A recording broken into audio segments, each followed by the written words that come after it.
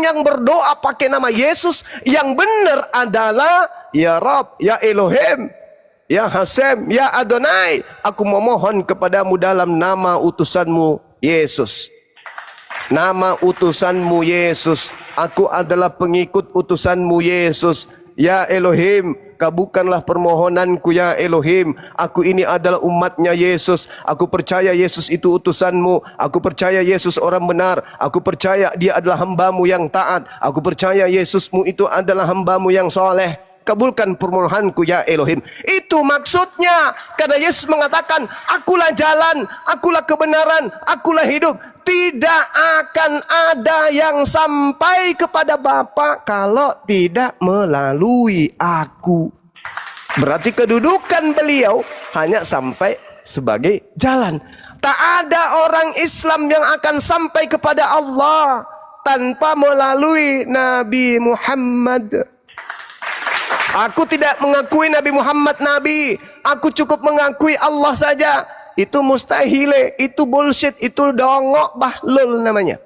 Tak ada orang Islam yang akan sampai kepada Allah kalau tidak melalui baginda Rasulullah Muhammad sallallahu alaihi wasallam. Maka kunci utamanya, pembuka pintu benarnya adalah asyhadu alla ilaha illallah. Enggak selesai. Wa asyhadu anna Muhammadar Rasulullah. Karena ketika Anda menerima Tuhan, maka Anda menerima utusannya. Karena Anda tidak akan sampai kepada Tuhan tanpa melalui sang pengajarnya, utusannya, dutanya, nabinya, rasulnya. Makanya dikatakan, siapa yang menolak anak sama menolak bapak. Siapa menolak bapak sama halnya menolak anak. Itulah yang dimaksud hidup kekal. La ilaha illallah Yesus Rasulullah. Nah, itu kelompok, ada dua kelompok. Sekarang pertanyaan lanjutan saya. Anda boleh bertanya kepada saya nanti 10 pertanyaan tentang Islam. Sekarang saya balik nanya kepada saudara. Pengakuan lisan saudara saya ini mengatakan, ketika Yesus datang di tengah-tengah Bani Israel terpecah menjadi 2 kelompok. Kelompok pertama adalah mereka yang mengakui Yesus utusan Tuhan. Kelompok kedua, ya mereka yang mengakui Yesus ini penyesat, dia harus dihilangkan, dia harus disingkirkan karena dia telah menyesatkan banyak orang. Pertanyaan saya, kira-kira yang mengajarkan keluar dari Bani Israel, keluar dari Yerusalem, keluar dari Yudaism untuk menyembah Yesus, kelompok yang mengakui Yesus Rasul Tuhan, utusan Tuhan, atau kelompok yang menolak Yesus dan ingin membunuh Yesus? Siapa di antara salah satu dari 2 kelompok ini yang mendirikan agama Kristen? Jawab. Silakan Anda jawab.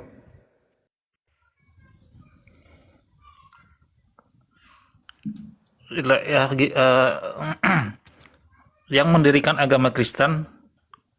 Siapa di antara 2 kelompok tadi? Yang menerima Yesus hanya utusan Tuhan, selamat, atau yang menolak Yesus, yang mendirikan Kristen, yang mendirikan konsep-konsep gereja, makan babi, minum tua, tidak bersunat. Itu yang mendirikannya siapa? Di antara 2 kelompok Yahudi yang terpecah tadi. Ya, jadi kalau ya berarti yang menolak Yesus ya. Subhanallah.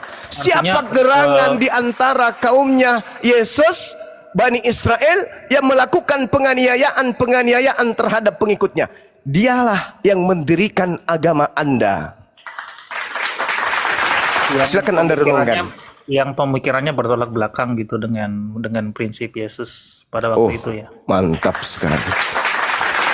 Makanya ketika Yesus, saudara ketika Yesus ingin ditangkap, coba Anda lihat di Lukas 22. Miris sekali. Sayangnya tak ada di tengah-tengah Kristen ini pemikir-pemikir yang intelektualnya itu bisa kemudian menjelaskan isi Bible dengan seksama tanpa ada misi, tanpa ada tendensi ekonomi, tanpa ada tendensi ingin memperkaya diri.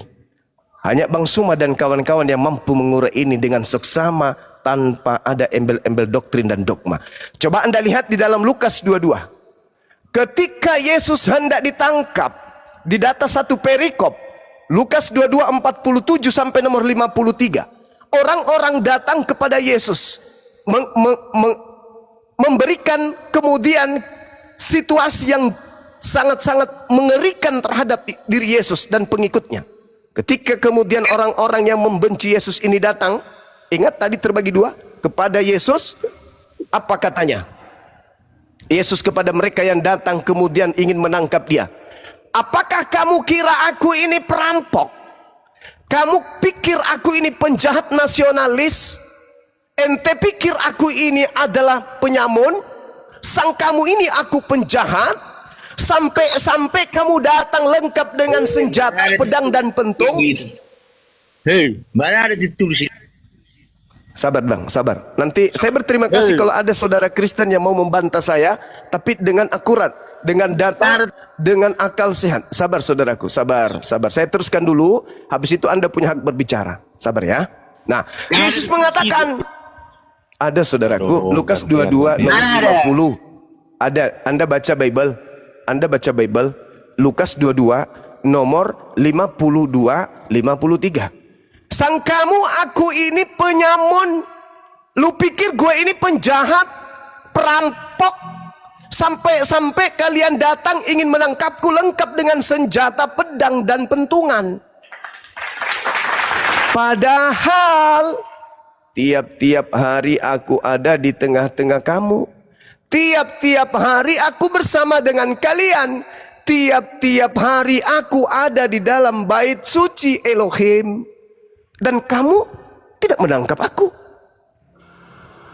Oh, kata Yesus, tetapi inilah saat kamu. Inilah waktumu. Memang saat ini sekarang adalah saatnya kuasa kegelapan. Tuh. Tiap hari aku di tengah kalian. Aman aku. Aku aman, aku ngobati orang di tengah kalian aman, kalian tidak nangkep aku kok. Aku menyembuhkan orang yang buta, aku membangkitkan orang mati, orang lumpuh aku obatin, malah orang pada berdatangan minta diobati, aman-aman aja kok. Kalian tidak pernah mengganggu aku kok. Oh, sekarang memang sudah saatnya. Ini saatnya kalian, saatnya kuasa kegelapan. Jadi upaya menyalib Yesus, upaya menangkap Yesus, menurut Yesus itu adalah kuasa kegelapan. Saya tidak menghujat, itu data. Jadi kata Yesus, orang-orang yang ingin menangkapnya itu adalah orang-orang yang dikuasai oleh kuasa kegelapan. Wajarlah ketika di dalam Yohanes 8 nomor 37 Yesus mengatakan apa? Kenapa engkau ingin membunuhku? Kenapa engkau ingin menganiaya aku? Kenapa engkau ingin kemudian menghentikan misiku? Karena kamu tidak memiliki firman di dalam dirimu. Kamu ingin membunuhku karena kau tidak memiliki firman di dalam dirimu. Perkataanku tidak kau ambil, ucapanku tidak kau imani, firman yang aku sampaikan tidak ada dalam dirimu, sehingga kamu ingin membunuh aku. Jadi orang-orang yang ingin membunuh Yesus adalah kelompok yang kedua, yang tidak memiliki firman di dalam dirinya, yang tidak mendengarkan ucapan Yesus. Kalau hari ini saudara-saudara Kristen selamat karena penyaliban, maka saudara-saudara Kristen mendapatkan hadiah penyaliban dari kelompok yang kedua, yaitu kelompok yang benci kepada Yesus. Mereka yang membenci Yesus lah yang kemudian menggiring Yesus untuk disalibkan. Kristen selamat dari situ. Berarti penjahat, para penolak Yesus termasuk iblis nyata adalah pahlawan bagi Kristen. Demikian dari saya, silakan.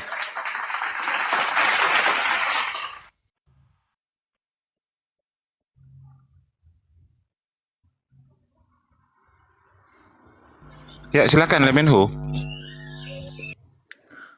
Iya, jadi menurut Bang Zuma, orang yang menerima Yesus pada waktu itu kemudian diperintahkan untuk berdoa di dalam nama Yesus itu sekarang masih ada nggak?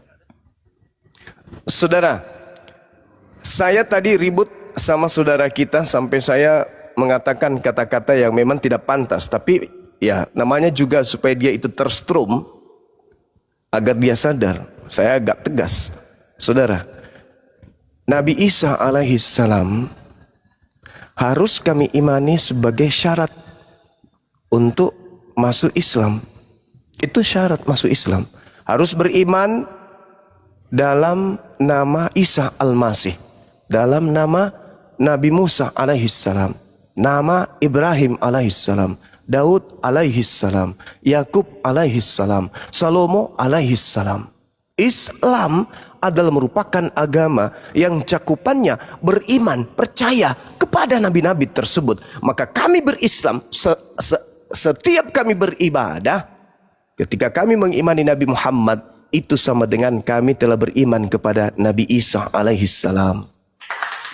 Berarti bukan letterlock dalam penggunaan namanya secara ini ya, secara letterlock ya. Iya, karena kami beriman kepada begini. Nabi Muhammad itu dalam Islam sudah diberitakan oleh nabi-nabi terdahulu. Ketika kami menerima Nabi Muhammad, sama dengan kami menerima nabi-nabi terdahulu. Makanya coba, ada tidak orang Islam itu menghujat nabi-nabi terdahulu? Sama seperti kitab saudara. Semua nabi dihujat di dalam. Tak terkecuali Yesus. Semuanya. Bahkan Tuhan pencipta langit dan bumi pun dihinakan di kitab saudara. Tapi kalau di Islam, pencipta langit dan bumi itu diajarkan maha suci, maha tinggi, maha mulia. Tapi kalau di kitab saudara, entah dia diajarkan turun ke bumi, kemudian dipentung sama orang, diludahin sama orang. Penghinaan yang tak terkira yang dilakukan oleh agama saudara terhadap Tuhan. Tuhan turun menjadi bayi, ditetein, disunat pada hari ke-8. Tuhan memiliki jenis kelamin. Ini penghinaan terhadap pencipta. Kenapa Anda menganggap itu benar? Kenapa Anda menganggap itu kebenaran? Kenapa Anda anggap itu sebagai jalan keselamatan? Kenapa? Karena ada kuasa gelap yang Yesus katakan tadi. Makanya dikatakan bahwasanya umat Islam itu kalau dikatakan sebagai pengikut Yesus, umat Islam itu lebih tepat disebut pengikut Yesus dibandingkan Kristen. Apa buktinya? Tata cara ibadah Yesus sama seperti Islam. Konsep ketuhanan yang diusung oleh Yesus di tengah-tengah Bani Israel sama seperti Islam. Lalu apa yang sama antara ajaran Yesus dengan ajaran Kristen? Tak ada. Kristen hanya menggunakan dua kata untuk melegalkan kemudian ajarannya agar dianggap benar. Apa itu? Yesus dan Kristus. Selain itu, buktikan ke saya. Apa yang Kristen ambil dari Yesus Kristus? Ibadah minggu, bukan dari Yesus Kristus. Tidak bersunat, bukan dari Yesus Kristus. Makan babi, bukan dari Yesus Kristus. Natalan, bukan Yesus Kristus. Ke gereja, berkumpul dengan orang-orang tame, orang-orang najis yang tidak mengenal mandi tahir, mandi junub, bukan dari Yesus. Kitab Lukas, bukan dari Yesus. Markus, bukan dari Yesus. Galatia, Filipi, Kaliki, Padale, Pararang, bukan dari Yesus. Lalu apa yang Kristen ambil dari Yesus? Cuman dua kata itu doang. Apa itu? Yesus dan Kristus. Kristus dan Yesus. Kenapa? Karena kata Yesus, penyesat itu datang memakai namaku untuk menyesatkan banyak orang. Silakan Anda renungkan. Anda ke gereja, silakan ke gereja. Ada dicontohkan oleh Yesus? Tidak ada. Yesusnya pergi kemana? Ke masjid, bait suci, tempat sujud, menghambakan diri kepada Elohim, kepada pencipta langit dan bumi. Masjid itu tak ada gambar Tuhan di sana. Masjid itu tidak ada karikatur Tuhan di sana. Masjid itu tidak ada bentukan Tuhan di sana. Masjid tanpa ada simbol ketuhanan di sana. Bersih, yang ada hanya tempat berkhutbah, sujud, tembok menghadap ke Ka'bah. Tak ada di situ Tuhan, tak ada kemudian patung Tuhan di sana. Kenapa orang berbondong-bondong ke masjid? Karena untuk membuktikan kalau dirinya sujud, tunduk kepada penciptanya. Loh, di situ nggak ada gambar pencipta kok. Memang nggak ada. Karena pencipta langit dan bumi itu meliputi segala alam semesta. Kita tidur di kamar, Tuhan ada. Kemanapun kita, Tuhan itu ada. Kemana hendak bersembunyi di alam semesta ini agar Tuhan itu nggak ada? Nggak ada. Nggak ada tempat. Semua alam semesta ini dalam konsep penyelidikan dan juga penyaksian oleh Tuhan. Tak ada sesuatu apapun, daun kering berjatuhan itu disaksikan Tuhan. Semua di dalam hati mengatakan, Bang Suma ini cerewet. Didengarkan oleh Tuhan. Apapun yang terjadi pada alam semesta ini, dalam hati manusia, dalam apapun itu, diketahui oleh Tuhan. Itulah Tuhan yang betul. Bukan yang tidak tahu musim buah ara, yang Tuhan. Bukan yang tidak tahu siapa yang menyentuh jubahnya, yang Tuhan. Bukan yang berdoa kepada Tuhan, yang Tuhan. Tapi Tuhan adalah dia yang meliputi segala aspek kehidupan alam semesta, baik langit dan bumi. Itu baru Tuhan. Lah gimana gambarannya? Tak ada yang bisa membuktikan wujudnya, tapi ada. Lalu bagaimana cara ibadah? Tutup mata, tutup kuping, buka hati. Buka hati. Tutup mata, tutup kuping, buka hati. Lalu gaungkan. Allahu Akbar. Duhai Engkau yang Maha Besar. Alhamdulillahi Rabbil Alamin. Segala puji bagimu, Tuhan semesta alam. Ar-Rahmanir Rahim. Dikau yang Maha Pengasih lagi Maha Penyayang. Maliki Yaumiddin. Yang menguasai hari pembalasan. Iyyaka na'budu wa iyyaka nasta'in. Hanya kepadamu kami memohon, hanya kepadamu kami minta pertolongan. Semuanya hanya kepadamu. Nah sekarang, siapa itu? Gak perlu kau cari wujudnya. Tuh dia Maha mendengar, tuh dia Maha melihat. Cukup kau hadapkan hatimu, jasadmu, tubuhmu kepadanya. Dah selesai.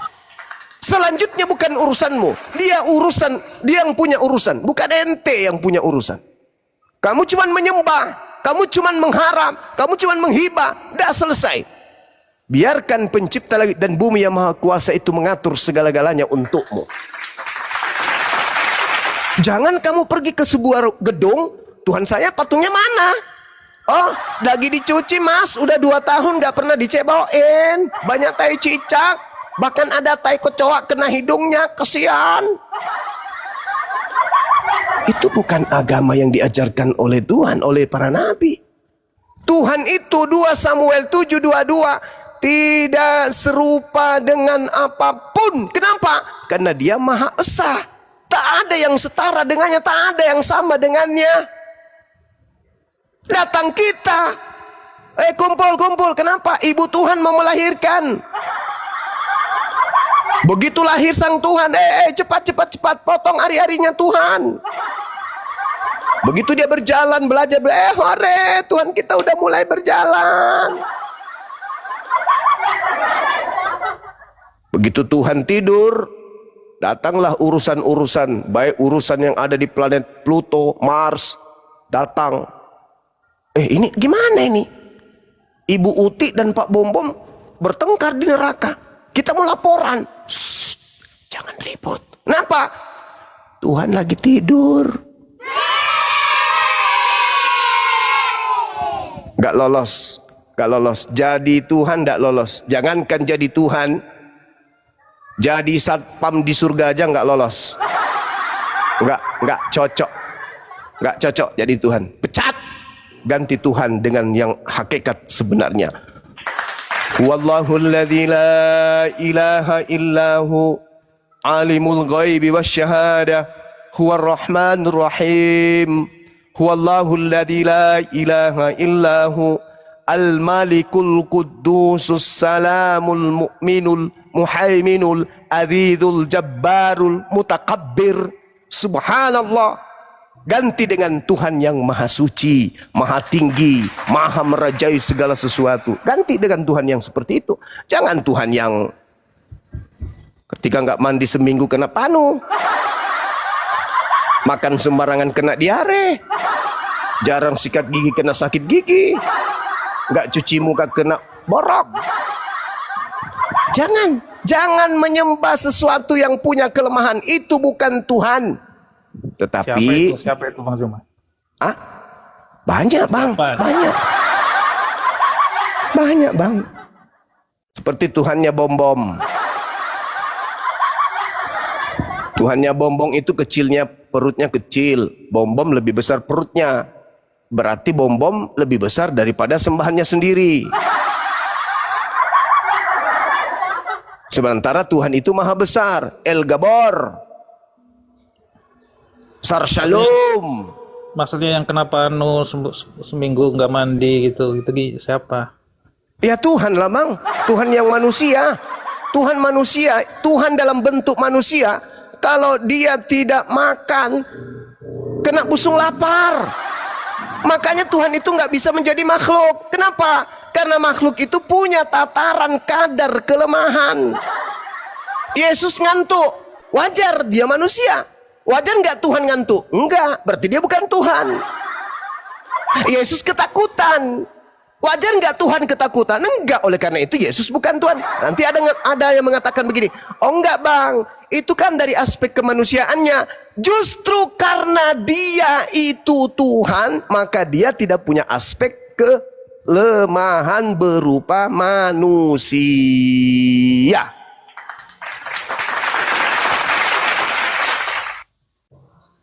Itu.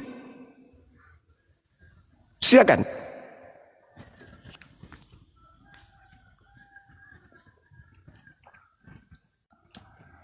Bayangkan kalau terjadi bencana yang dahsyat kemudian di antariksa. Tuhannya lagi sakit perut, kebelet, sudah gitu toilet jauh. Subhanallah.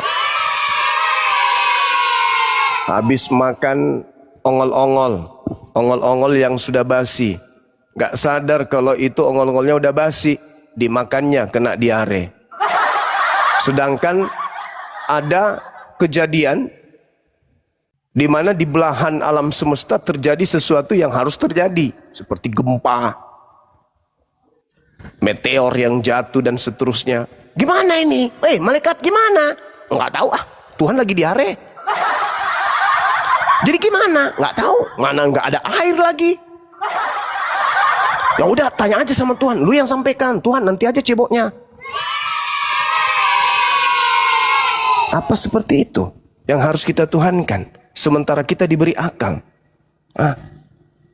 Udahlah kamu ke apotek dulu. Kenapa? Belikan ini obat diare. Nggak ada bang, yang ada cuma kombantrin. Lu pikir Tuhan cacingan? Ya bisa jadi semalam makanya dia makan mangga muda soalnya. Bisa jadi dia cacingan. Bisa nggak itu terjadi? Bisa. Kenapa? Karena Kristen mengatakan Tuhannya sepenuhnya manusia. Kalau sepenuhnya manusia, hal-hal seperti itu yang terjadi pada manusia bisa nggak terjadi sama dia? Ya bisa. Kenapa? Ya sepenuhnya manusia.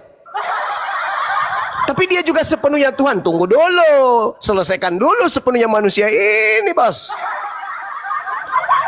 Sepenuhnya manusia, apakah dia bisa menjadi kucing? Nggak bisa. Kenapa? Lah sepenuhnya manusia. Gimana manusia bisa jadi kucing? Tapi kan dia Tuhan. Sabar dulu, sepenuhnya manusia dulu. Bisa nggak dia menjadi malaikat? Oh nggak bisa. Kayak mana seorang manusia jadi malaikat? Tapi dia Tuhan. Tunggu dulu, dia sepenuhnya manusia. Manusia sepenuhnya tidak akan punya kemampuan merubah tangannya menjadi dompet. Karena manusia. Makanya dalam Kisah para Rasul 2 nomor 22, Yesus melakukan kemudian segala mujizat karena yang melakukannya itu bukan dirinya.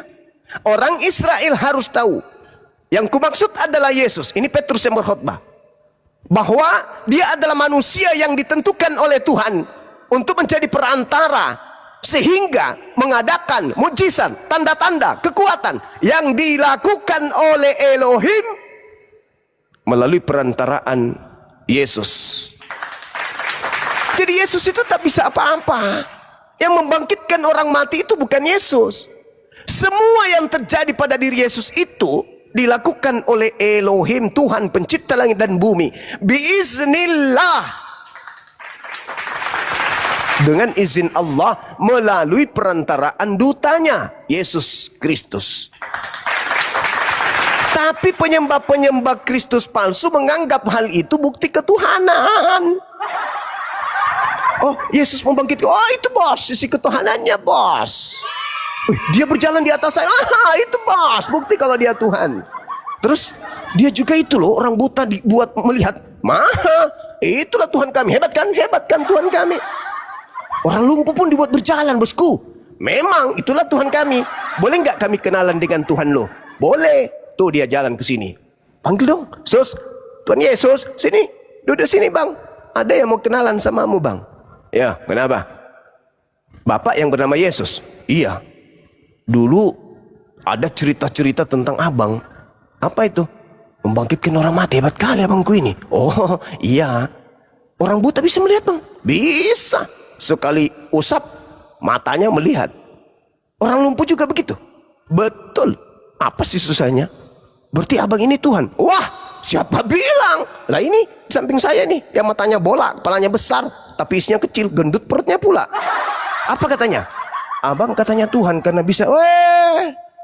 Tololnya dia. Di kitabnya dikatakan dengan jelas, aku mengaku bahwa semua pekerjaan yang aku lakukan, pekerjaan itu yang bersaksi bahwa aku adalah utusan Tuhan.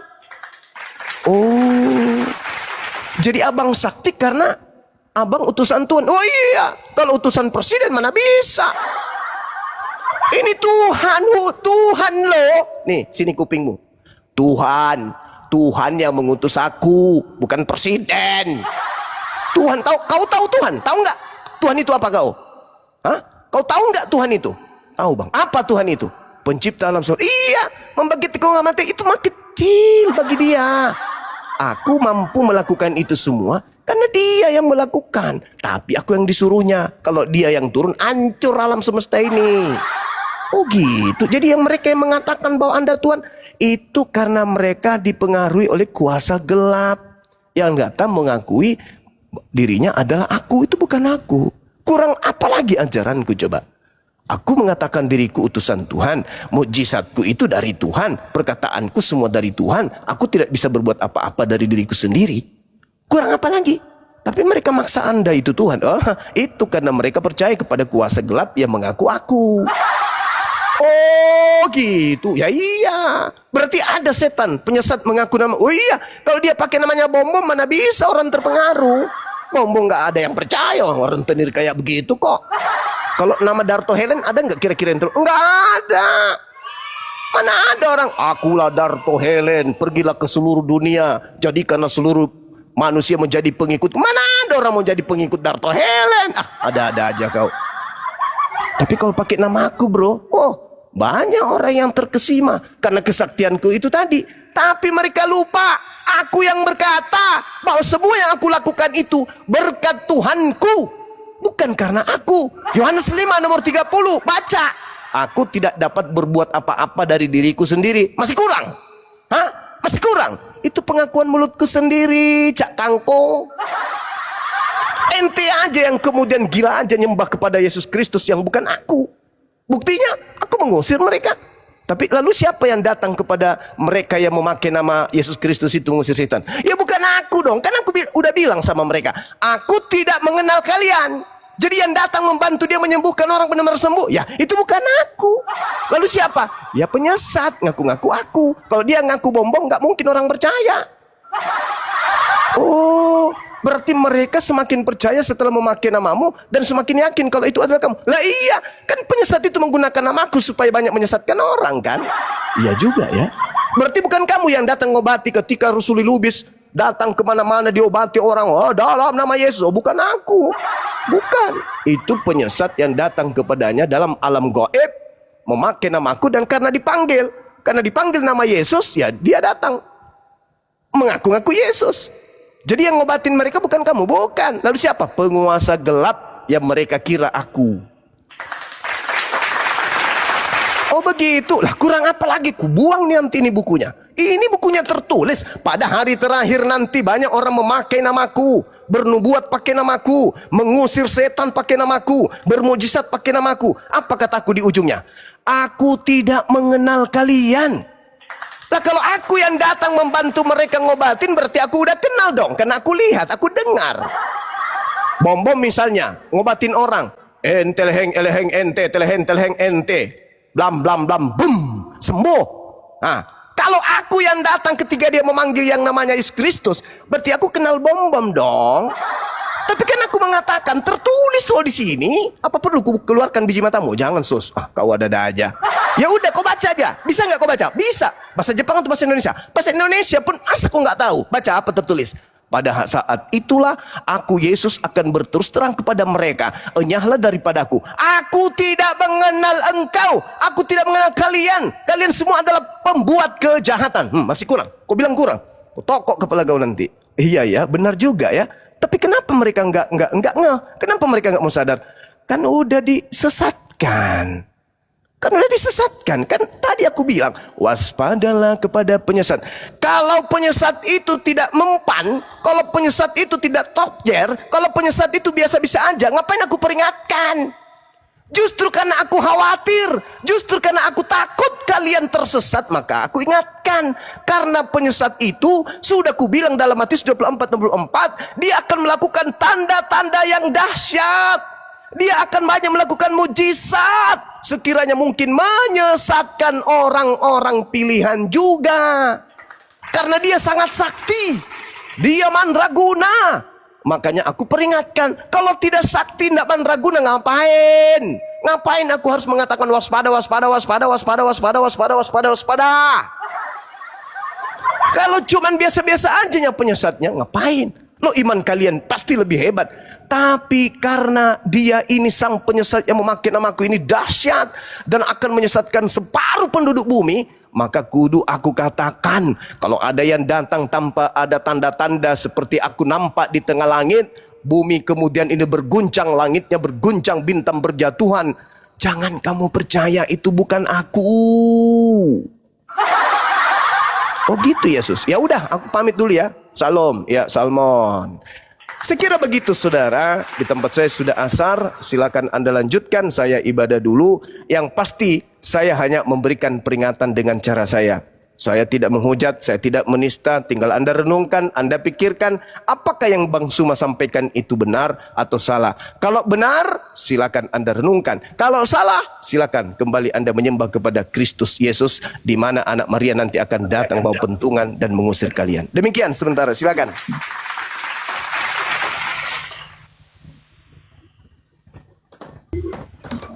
Ya, Lemenhu. Assalamualaikum Ustaz Alif. Waalaikumsalam warahmatullahi wabarakatuh. Masya Allah, Gurunda mantap, luar biasa, bergetar. Lanjut dulu, Ya, silakan. akan gantikan Gurunda masih beribadah. Rina Barta, selamat siang menjelang sore. Rina Barta. Rina, selamat siang Rina.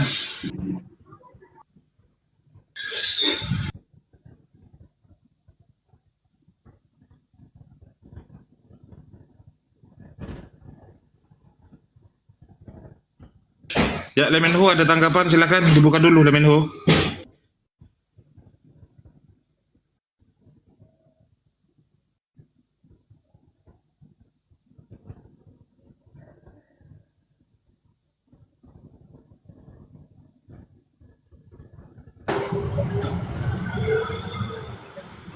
Ya, area 51, selamat sore.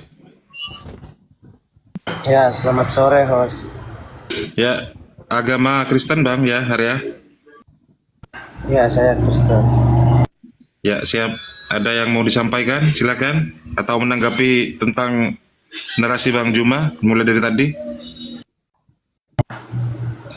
Menanggapi Bang Juma tadi ya, menurutku ya antikristus itu sudah ditujukan si Juma karena dia membolak-balikkan Alkitab, tidak sesuai teks dalam konteksnya, membenturkan ayat satu ke ayat lain. Itulah kerjaan antikris. Itu yang pertama. Yang kedua, kalau dikatakan Yesus itu bukan Tuhan yang benar, mungkin saya tidak akan menyembah dia.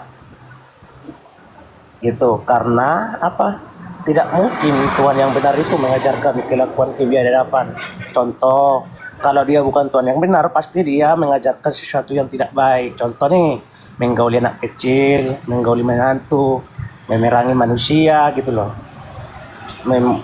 Meminta 5% jarahan gitu.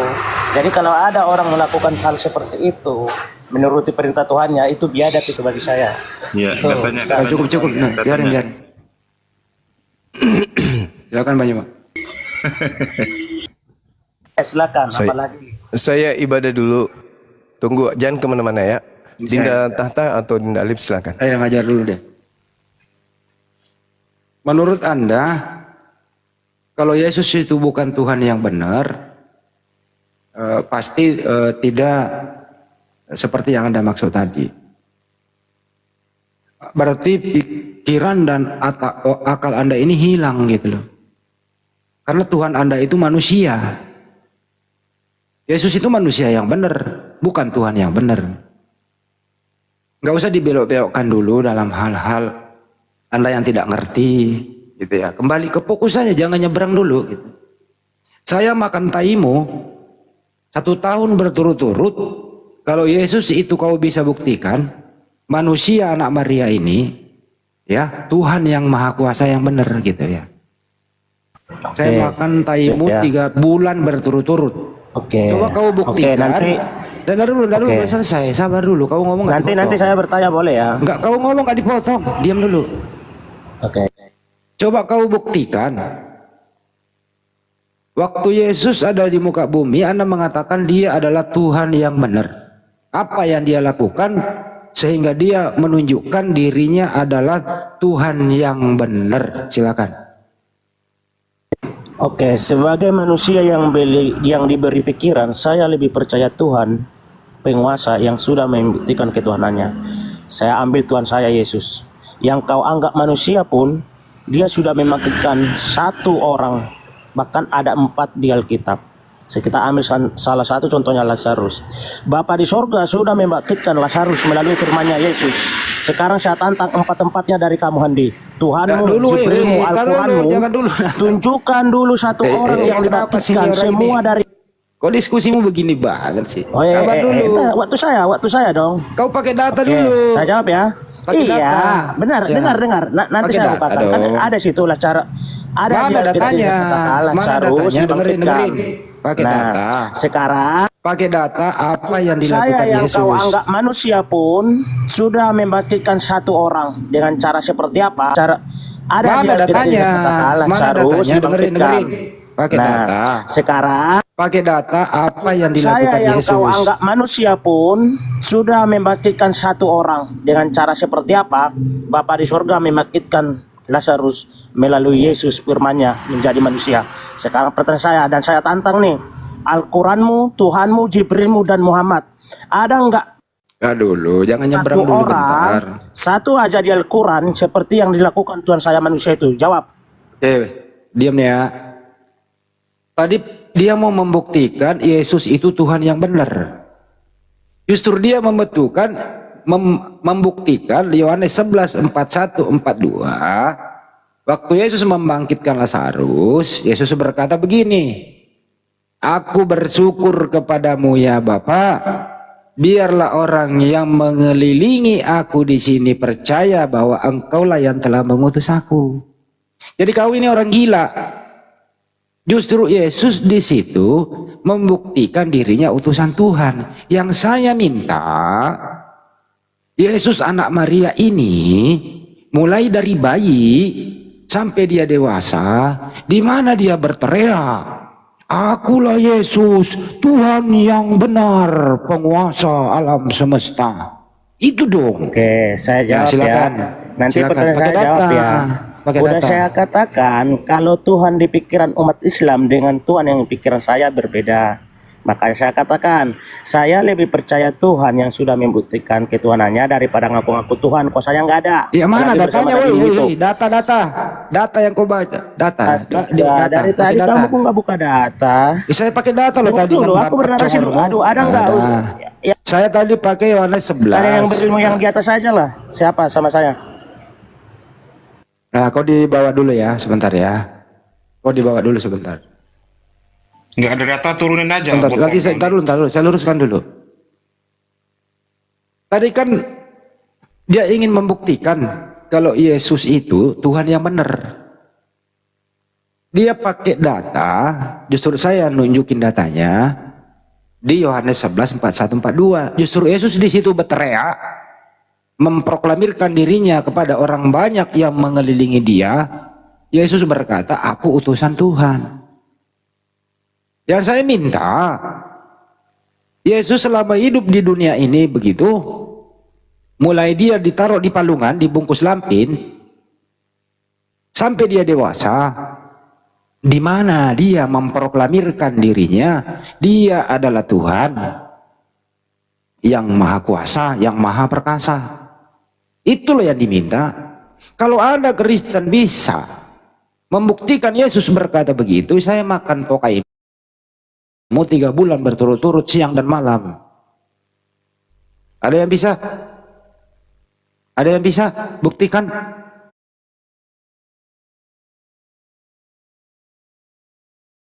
Untuk mengatakan orang kaya nggak perlu dia mengatakan dia Jangan kaya. Kalau jangan dia mulai memang bilang kaya, nggak ada. Jangan kalau bilang untuk ada apa melihat enggak. ketuhanan Yesus nggak perlu dia mengatakan dia Tuhan karena perbuatannya adalah Tuhan. Oke. Pakai data. Ntar apa, Bagaimana Bang? Nabi Muhammad dikatakan Nabi sementara dia kok Nabi dibanding dengan Tuhan? tidak punya kuasa dalam hal Tunjukkan Nabi. apa yang dilakukan Itu aja. Yesus. Apa yang dilakukan Yesus kan perbuatannya Pakai kita cek. akalmu, pakai Dengarkan otakmu. dulu. Itu aja. Diam dulu. Masa Habis main ini kau bicara. mute-mute. Inilah Romi Islam ini, main mute-mute ini. Jangan kan mute. Kalau sudah Jangan kan mute. Gua kick aja gua berani. Nah, dibawa dulu, dengarkan. Kalau orang kaya itu menurut Anda tidak pernah datang mengatakan saya orang kaya. Tidak apa-apa, tapi kamu mengatakan hanya perbuatannya menunjukkan dia orang kaya. Begitu juga Yesus, Anda katakan perbuatannya lah Yesus menunjukkan dia adalah Tuhan yang Maha Kuasa. Sekarang saya tanya kalau begitu, saya ikuti arah pola pikir Anda. Apa perbuatan Yesus mulai dia dari bayi sampai dewasa? Apa perbuatannya, apa yang dia lakukan menunjukkan dia adalah Tuhan yang Maha Kuasa? Pakai data di Bible, perbuatan apa yang dia lakukan? Silakan, naikkan lagi, dia suruh menjawab.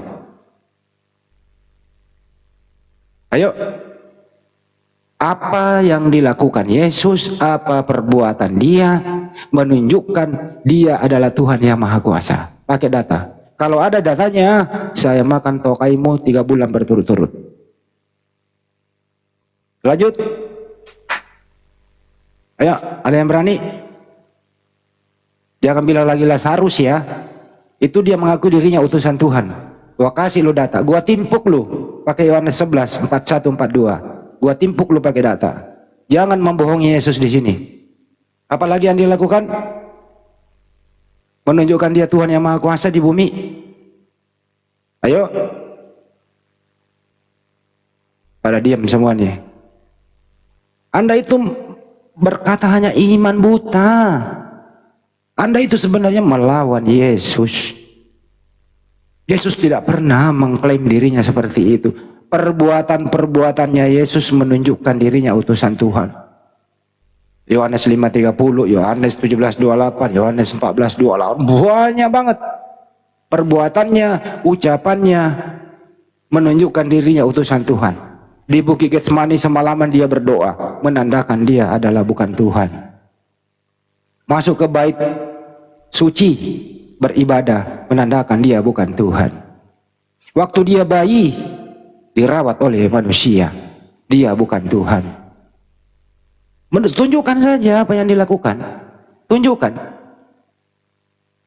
Saya makan tokaimu 3 bulan berturut-turut, saya makan tokaimu. Apa yang dia lakukan menunjukkan dirinya Tuhan? Ayo. Pada diam. Kenapa pada diam? Ayo. Tunjukkan. Pakai data, jangan pakai iman. Pakai data.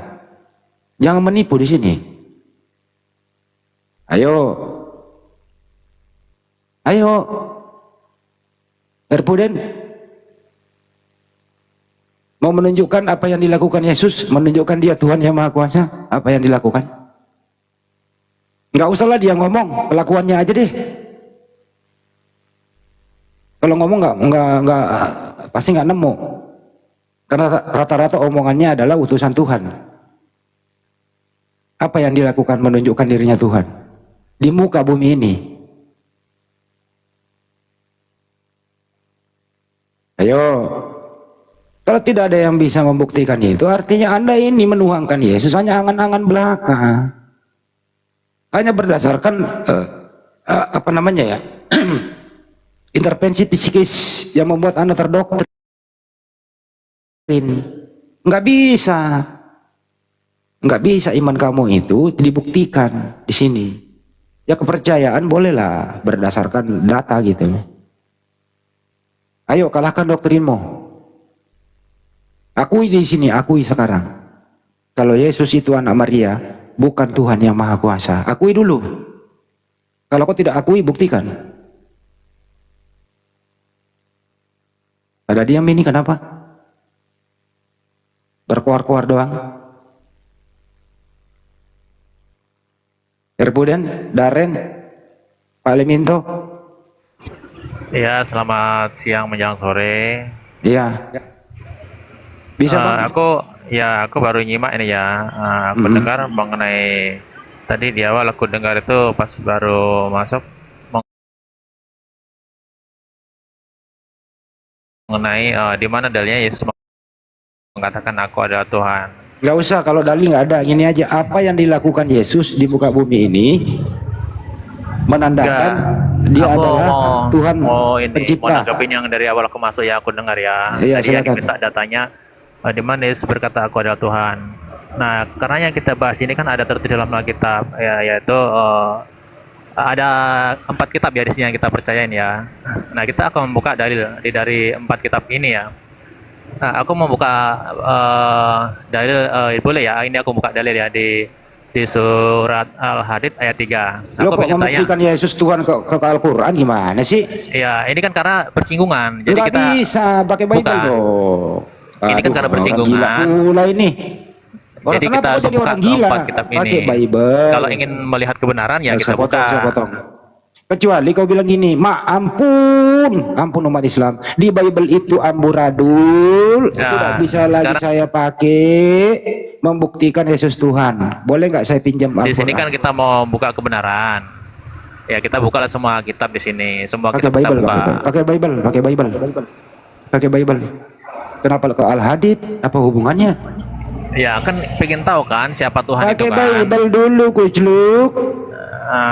Berarti nggak berani membuka kebenaran kan? Karena kan Pakai kitab Bible ini kan saling dulu. bersinggungan. Astagfirullah. Karena keempat kitab ini saling bersinggungan. Jadi kalau pengen tahu Ini kebenaran gimana buka ini orang semuanya. kayak gini dibuang ke neraka apa? Gimana nih teman-teman? Enggak, biarkan aja. Di mana ada kata Yesus di dalam Al-Quran? Silakan. Enggak ada lah ya, di percuma. Ya, oke, buka aja di Al-Hadid. Ya, bacalah, apa-apalah. Kalau baca Al-Hadid itu mulai dari ayat 1 ya. Ayat 1. Iya. Ya, baca originalnya. Iya, dari Yusabihu itu. Dari ayat 1 ya, siapa itu? Rujukan dari ayat 1 itu. Enggak apa-apa, biarin aja, terserah dia. Coba bisa dibuka itu di surat Katanya kau mau buka. Bang Daren kan yang bawa data. Silahkan mulai dari ayat Ya, 1-nya. oke, Al-Hadid ayat 3. Ya. Saya baca terjemahannya ya. kalau Dari saya nggak ayat bisa baca 1-nya. Arabnya. Saya minta baca Karena saya dari nggak ayat bisa baca 1-nya. Arabnya ya. Oke. Iya, baca dari ayat 1-nya ya. Apa yang di langit dan di bumi bertasbih kepada Allah, gitu bacanya ya. Enggak begitu Ya, Allah bacanya. di situ ya. Di situ Allah ya. Ya, di situ bacanya Allah ya kalau di Al-Qur'an ya. Tapi kalau di itu kan Allah ya. Dialah yang maha perkasa, maha bijaksana. Ayat keduanya, miliknya lah kerajaan langit dan bumi. Dia menghidupkan dan mematikan. Dan dia maha kuasa atas segala sesuatu.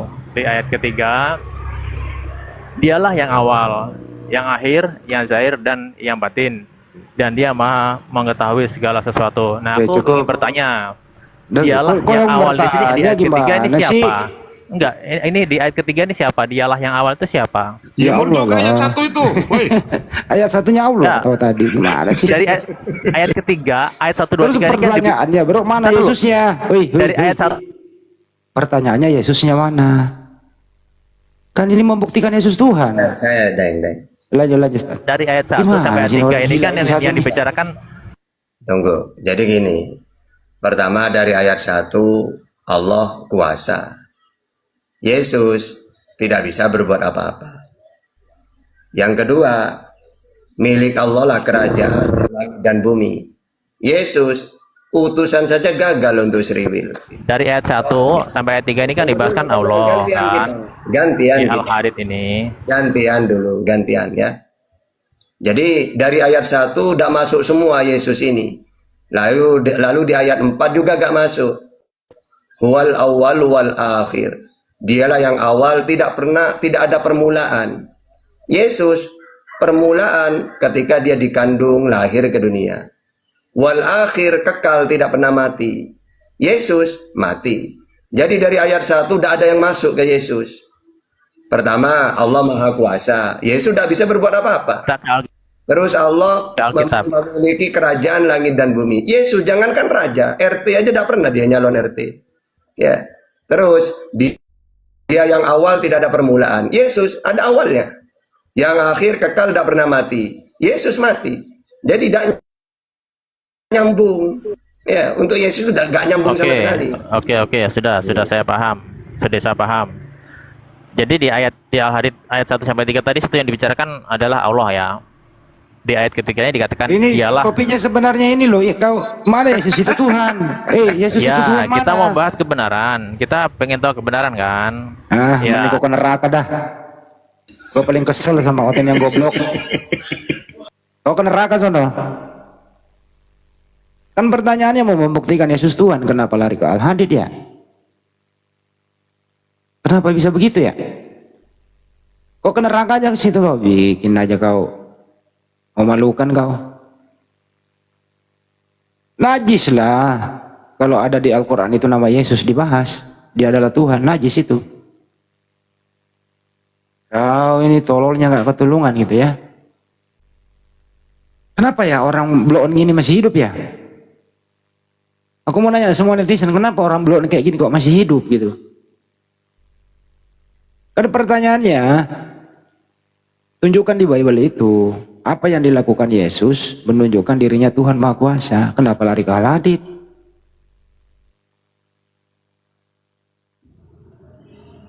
Ya udahlah Ustaz, terangin lagi lah Al-Hadid itu ayat 1 sampai habis Ustaz.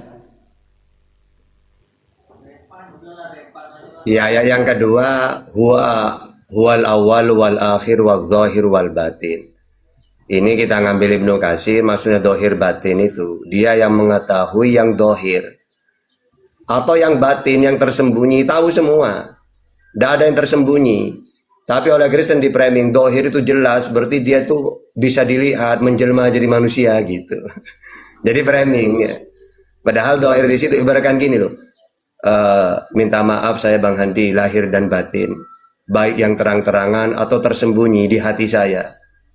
Saya pernah hati saya itu jelek ke Bang Handi. Kan tidak ada orang yang tahu. Allah tahu. Makanya dialah yang awal tidak ada permulaan. Yang akhir kekal. Mengetahui baik yang dohir atau yang batin.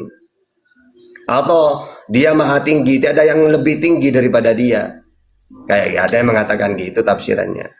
Jadi kalau ke Yesus itu aduh sangat parah. Jauh banget gitu. Gak bisa. Kan ini tadi pertanyaannya Ustaz. Kan dia bangga banget tadi mengatakan Yesus itu Tuhan yang benar. Oke. Disuruh buktiin kenapa lari ke Al-Hadid itu loh tadi. Jadi gini, mereka itu kadang-kadang membuktikan Yesus Tuhan pakai mujizat. Padahal mujizat itu menunjukkan dia utusan. Karena mujizat dalam Islam itu amrun khariqun lil adat. Jadi kejadian yang luar biasa yang tidak bisa dilakukan umumnya manusia. Misalnya Nabi Muhammad dulu. Kata orang kafir, Muhammad katanya kamu ini utusan. Mana bukti-buktinya? Minta bukti apa? Ya mujizat lah. Karena nabi-nabi terdahulu ada bukti kalau dia nabi. Akhirnya iqtarabati sya'ah wa syaqal qamar. Allah memberi mujizat dengan cara nabi membelah bulan. Berarti mujizat itu membuktikan bahwa Nabi Muhammad utusannya Allah. Sama seperti dalam Bible, kisah para rasul 2:22. Mujizat itu pemberian Tuhan. Makanya dalam Yohanes 11:44, Yesus ini membuktikan dirinya utusan dengan cara minta kepada Bapa. Bapa, karena banyak orang yang mengelilingi aku supaya mereka percaya bahwa engkaulah yang mengutus aku. Berarti dia menghidupkan Lazarus, membuktikan dia itu utusannya Tuhan gitu. Kalau Kristen kan ajaran pagan. Ajaran pagan ini kalau ada manusia hebat, dewa dia. Oh, ini jelmaan dewa ini. Mana mungkin dia bisa menghidupkan orang mati gitu. Kayak Hercules, putra dewa Zeus. Karena Hercules itu hebat. Oh, berarti ini manusia setengah dewa. Tapi kalau ajaran samawi, kejadian yang luar biasa itu menandakan dia utusannya Tuhan. Kayak Musa membuktikan dirinya utusan, membelah laut, tongkat jadi ular.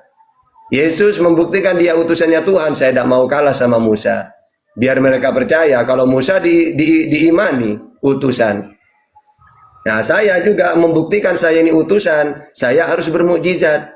Akhirnya menyembuhkan orang buta. Tapi kalau orang Kristen, oh dewa ini gitu. Jadi ketika ditanya, mana ketuhanan Yesus ketika dia hidup? Oh, dia bermukjizat, membuktikan dia Tuhan. Nah, itulah kesalahan Kristen, pagan mereka. Gitu.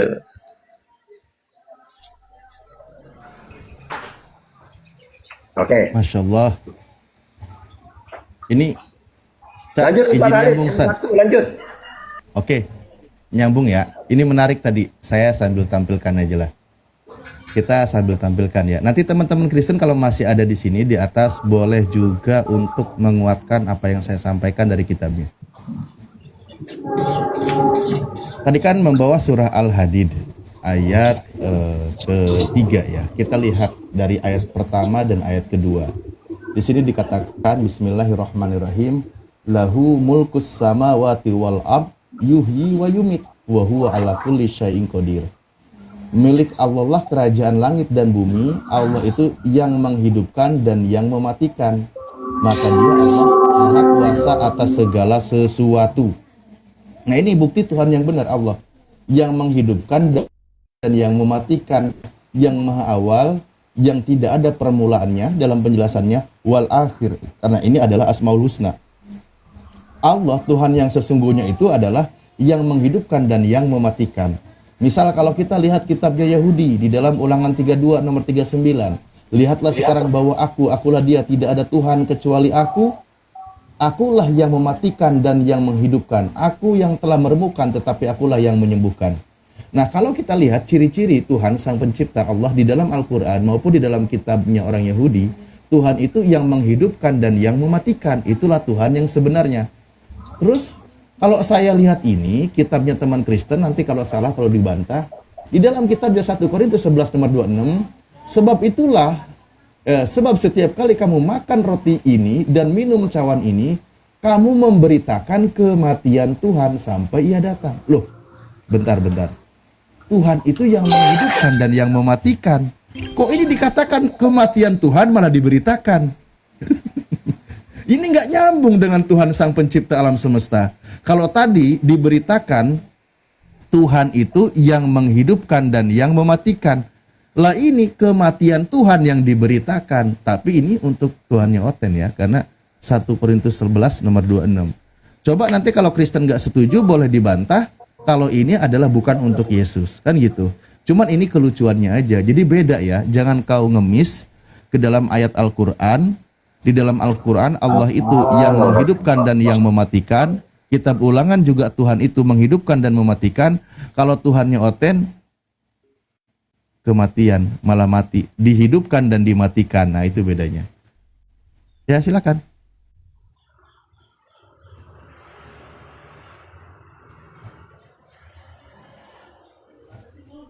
Mana tadi yang bersuaranya? Begitu. Saya pernah bahas itu, Ustaz. Kematian Tuhan, dia bilang, baca dong original teksnya. Di situ kan kurios, bukan teos. Jadi kalau mati itu kurios. Tapi kalau Yohanes 13:13, kurios bisa jadi Tuhan. Itu tadi jawabannya, Tan.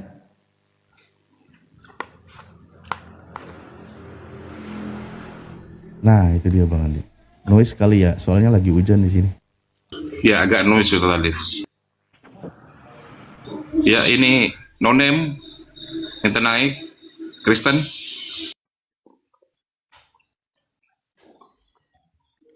Siapa ini? Nonem titik.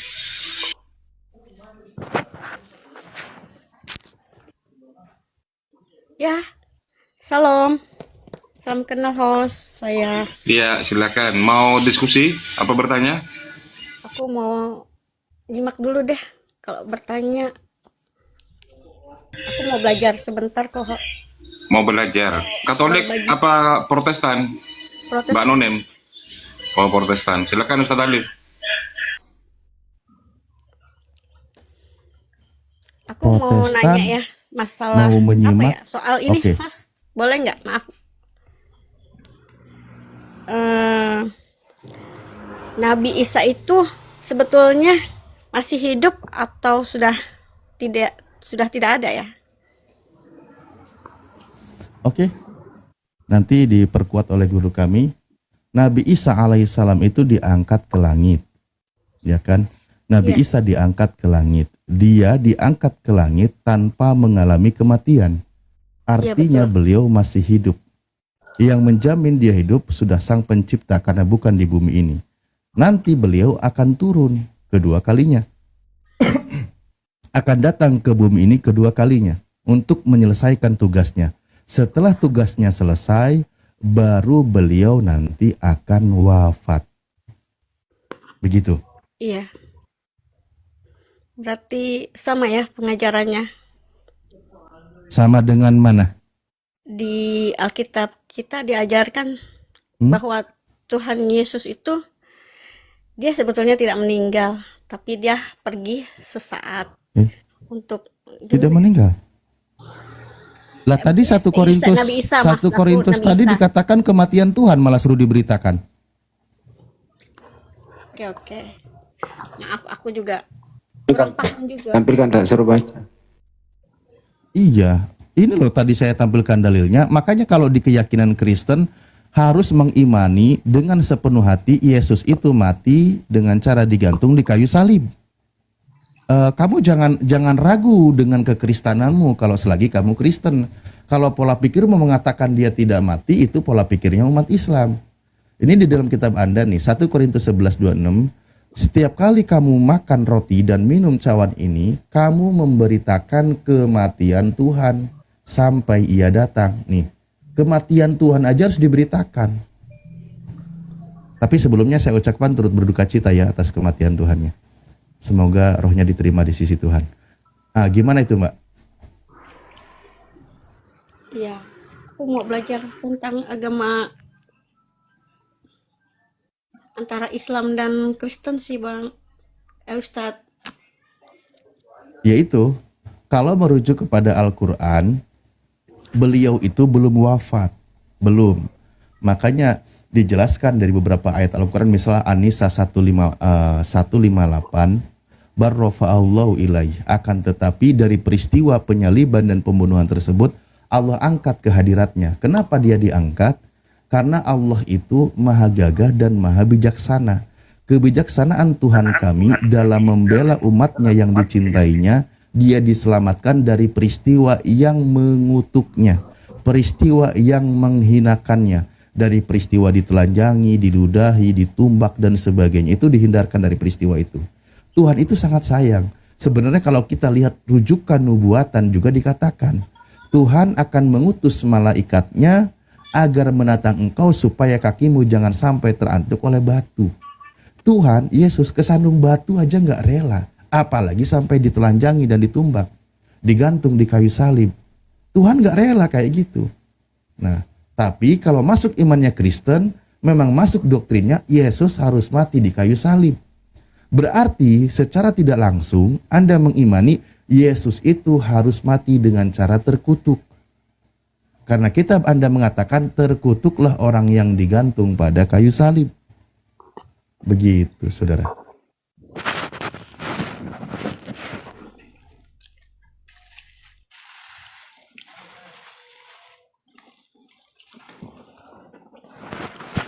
Gimana? Anda percaya kan Yesus itu mati digantung di kayu salib?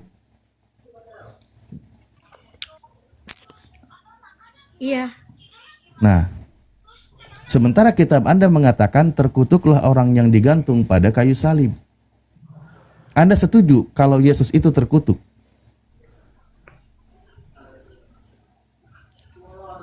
Sesuai dengan apa yang tertulis di Galatia 3 nomor 13, Anda setuju?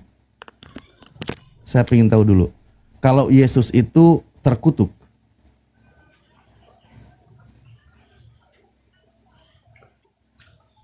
setuju nggak?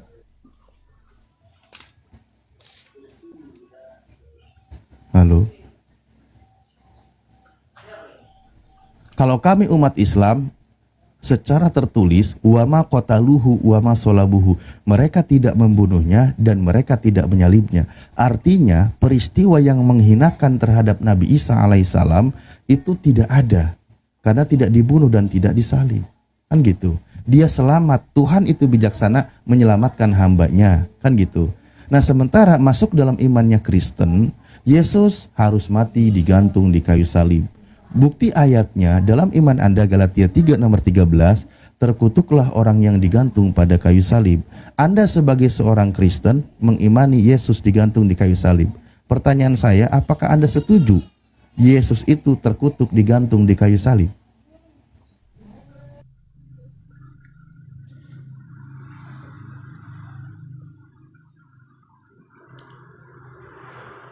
Ya, Medis. Oh ya, silakan. lanjut dulu deh. Aku mau baca dulu. Maaf. Enggak, sederhana sekali. Sebetulnya ya, Pertanyaan saya sederhana. Nah, Apakah nggak setuju Anda kan aku. seorang Kristen? Pertanyaan saya, apakah Anda setuju kalau Yesus itu terkutuk digantung di kayu salib? Itu pertanyaan saya, sederhana sekali ini. Nggak setuju. Kalau Anda tidak setuju berarti Anda bukan Kristen. Karena Nabi Isa tetap ciptaan Tuhan. Jadi nggak ada ciptaan Tuhan itu terkutuk. Lah, iya. Makanya kan Anda katakan tidak setuju. Kalau Anda tidak setuju, artinya Anda bukan Kristen. Karena menjadi seorang Kristen harus mengimani yang tertulis di dalam kitabnya. Galatia 3 nomor 13, di situ dikatakan, terkutuklah orang yang digantung pada kayu salib. Tapi mohon maaf, saya apresiasi kepada Anda, minimal di sini Anda menggunakan akal sehatnya daripada mengedepankan doktrinnya. Karena Kristen selalu bangga mengatakan percaya Yesus Tuhan, mati di kayu salib, kamu diselamatkan, dosamu ditebus. Itu yang sering digembor-gemborkan oleh teman-teman Kristen. Tapi lupa menarasikan, mengatakan ketika Anda bangga dengan itu, memposisikan Yesus sebagai manusia yang terkutuk digantung di kayu salib. Kalau kami umat Islam tanpa mengutuk utusan Tuhan tersebut, seorang nabi yang mulia, masalah pengampunan dosa itu diselesaikan dengan tindakan, dengan perbuatan mengikuti segala apa yang diperintahkan oleh Tuhan, gitu. Jadi tetap selamat itu tetap ada, selamat itu tetap dimiliki oleh umat Islam tanpa harus mengutuk utusan Tuhan. Makanya saya bilang tadi, tapi kembali kepada Anda memang, ya kan, kalau Anda tolak kitab Anda, ya itu hak Anda. Cuman kalau Anda tidak setuju, ya udah, berarti Anda bukan Kristen, gitu.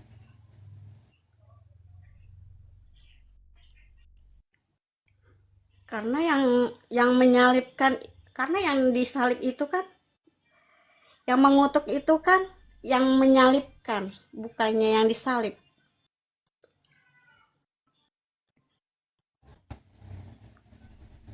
Loh, bunyi ayatnya terkutuklah orang yang digantung pada kayu salib, bukan orang yang menggantung. Secara akal sehat dan secara aturan dari Tuhan, benar, Yesus tidak bersalah. Ketika ada orang yang berusaha memfitnah dia, menuduh dia, sehingga bahkan di dalam Ulangan 27 nomor 25 dikatakan, terkutuklah orang yang menerima suap untuk membunuh orang yang tidak bersalah. Terkutuk itu perbuatan orang yang berusaha membunuh Yesus, kan gitu? Seperti yang tadi Anda katakan, ya kan? Nah, tapi kalau masuk imannya orang Kristen, beda. Yang terkutuknya korbannya yang tidak bersalah tadi, yang bernama Yesus.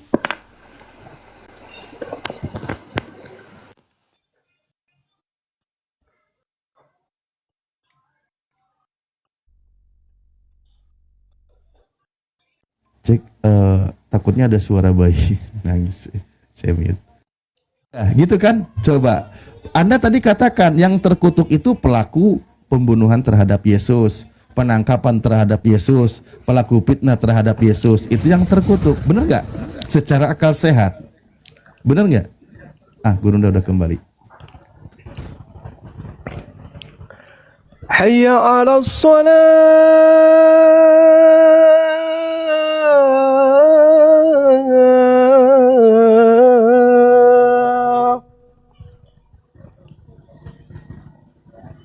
Assalamualaikum warahmatullahi wabarakatuh. Waalaikumsalam warahmatullahi wabarakatuh. Ya, gimana? Sudah sampai di mana kelas kita, teman-teman sekalian? Ini ada mbaknya yang mau belajar diskusi Ini tentang Kak Islam. Titik ini menolak doktrin, Gurunda. Adinda, Adi Alif kalau masih mau lanjut silakan. Di kayu salib. Kalau masih mau lanjut silakan, Dek. Silakan, Gerunda. Beliau Alena, ketua kita, kalau masih mau lanjut silakan. Masya Allah. Dinda Alif juga ada di sini. Dinda Felix juga ada.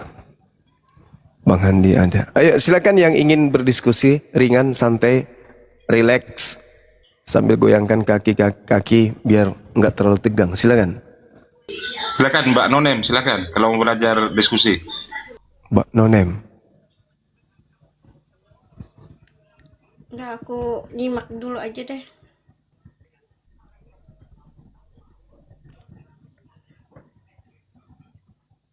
Enggak, apa yang mau ditanyakan? Dari tadi kan teman Anda yang Kristen minta untuk dinaikkan. Ustadz, naikkan itu yang tidak ada namanya. Katanya kan mau belajar. Bang Syafar ya? Ya, Bang Hafar. Silakan. Itu ada tipikan di bawah oleh Bang Syafar. Enggak apa-apa, ini tanya aja, enggak apa-apa. Bang Hafar, silakan. Iya, aku mau nanya gini. Misalkan lelaki kalau di agama Islam dan Kristen itu ada perbedaan nggak? Misalkan laki-laki di Kristen itu kan, maaf nih, mengatakan kita cerai, aku bukan cerai, aku urusin surat-surat perceraian. Itu udah jatuhnya, kalau di agama Islam itu udah jatuhnya talak kah atau apa tuh? Ini larinya ke fikih. Dinda. Iya, belajar aja. Enggak, tadi kan Anda bertanya Isa dengan Yesus itu, kan gitu kan? Ya, oke, aku udah paham aku. Ya, silakan dikuatkan, Gerunda. Tunggu. Beliau bertanya, mungkin Dinda Alif atau Dinda Tahta silakan. Halo. Kalau di Islam, ya silakan. Saya dari kamar mandi barusan, Gerunda. Oh, siap. Lanjut. Enggak, saya Silakan, barusan dari wudhu, saya baru enggak dengar. Alif aja, Ustaz Alif, Gerunda. Tentang talak, Ustaz. Di Islam dengan di Kristen gimana katanya? Syarat nikah. Oh, enggak.